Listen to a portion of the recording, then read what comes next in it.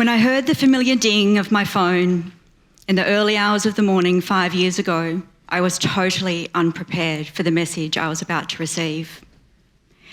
It was from my husband, and it started with, "I'm sorry." I wondered what he was sorry for. He was telling me that our marriage was over. It wasn't a plea to make our marriage work. It was a formal and digital breakup. The end of 15 years. I immediately felt physically sick. I started riding so many emotions, heartbreak, confusion, and at the top of that wave was pure anger. I literally felt my world crumble around me. Suddenly, nothing made sense anymore. But this wasn't just about me. I had 3 kids to support. I never thought that I'd raise them as a solo parent. Solo parenting was not in my life plan.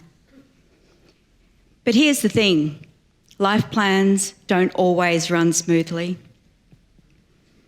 Over the next few months, I felt like I was navigating the wild west of divorce. I felt lost and alone, and I certainly was not the best version of me.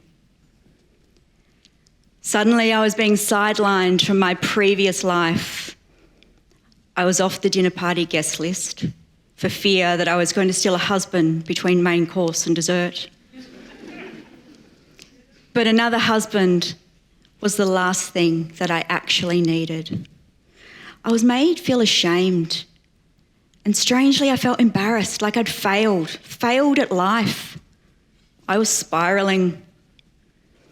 What I needed was support.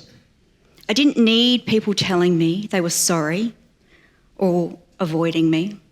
I needed someone to guide me through this emotional minefield because I didn't want to have a bad divorce, but I'd never heard of anyone having a good one. Ironically, I was working in the family law system at the time, and I'd worked with hundreds of clients, helping them end their relationships from the outside in. But I didn't know how to end mine. I had flashbacks to a memory of my husband joking many years before that he'd never be able to divorce me because I had too much knowledge. But here I was facing my divorce, and I felt totally unprepared. Of course, I knew what I had to do from a legal point of view. I'd worked in the system for over 2 decades, but there was so much more to this ending than the legalese. We know we need to get a lawyer, but do we know why we need a lawyer? Or is this the first step that we should be taking? Or is it just a reflex to Hollywood's version of events where we're told divorce can only exist in chaos? So I did what everyone does. I went to a lawyer. This was my first mistake. Why? Because suddenly my separation became about carving up the financial assets, but actually my life had just imploded, and what I needed was someone to help me put it back together again. Now, I'm not saying that a lawyer is a bad decision. A lawyer will be useful, but it's a business transaction. You and them, trading their knowledge for your freedom and legal clarity. Here's the irony for someone that worked in the system. If I knew then what I now know, I should never have gone to a lawyer first. I was riding an emotional roller coaster and leaning on my lawyer to fix it.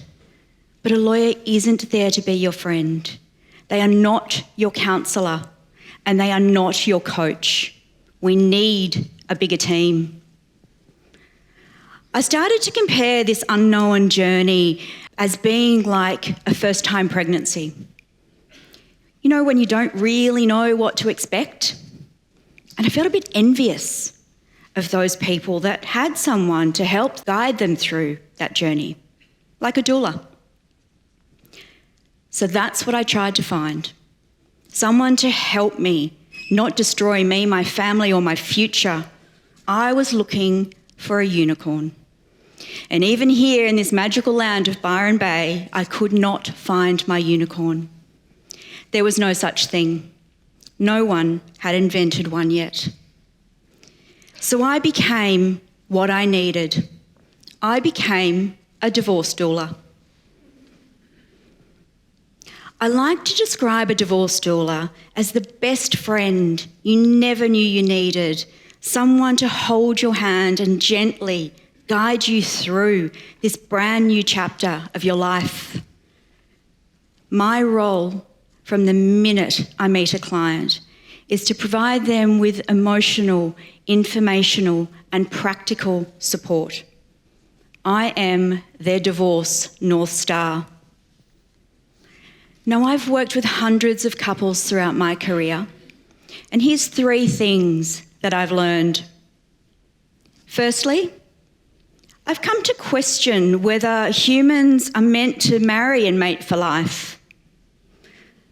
When the idea of Western marriage was introduced back in 2035 BC, we had a life expectancy of 35 years. So naturally, marriages just didn't last that long. But today, with our skyrocketing life expectancy, we are now expecting marriages to last double the length of time. But is this realistic? I don't believe so. And in fact, the divorce stats agree with me. Did you know that the Byron Bay region has the highest rates of divorce in the country? More than 14% are divorced, compared with the 8.5% for the rest of the country. That's right, we're nudging nearly double the national average. We are the divorce capital of Australia.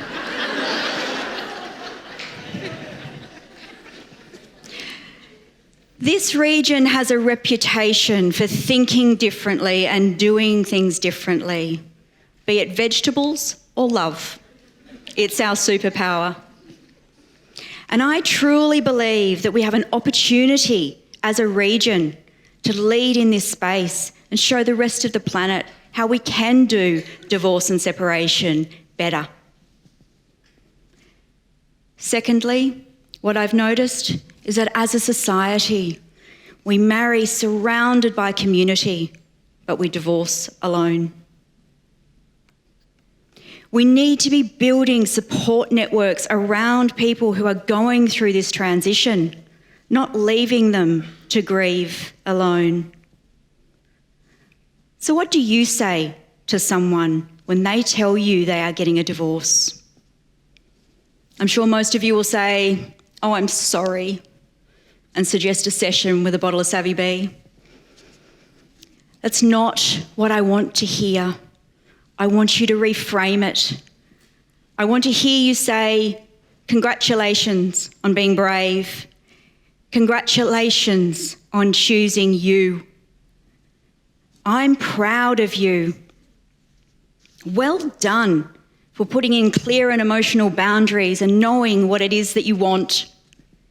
And if it feels right, congratulations on your divorce." And finally, we can unmarry successfully. Remember when Gwyneth Paltrow coined the phrase conscious uncoupling? We all rolled our eyes and laughed. I mean, what did that actually even mean? But there is something to be said for unmarrying in a conscious and meaningful way. We need to make that the norm. I believe if you are unravelling a marriage, you should plan it as you would a wedding. It's a celebration.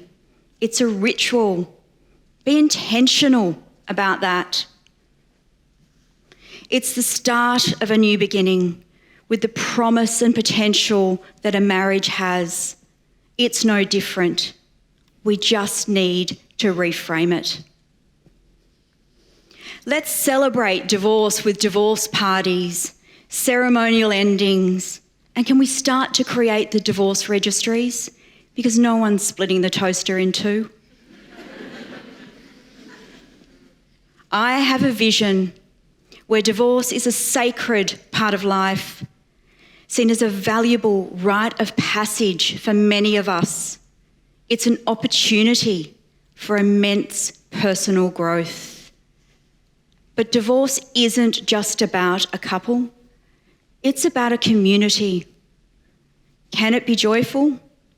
Absolutely it can be. We just need to switch it up. This is how you can end a marriage, still feel whole, and have a future to look forward to. Thank you.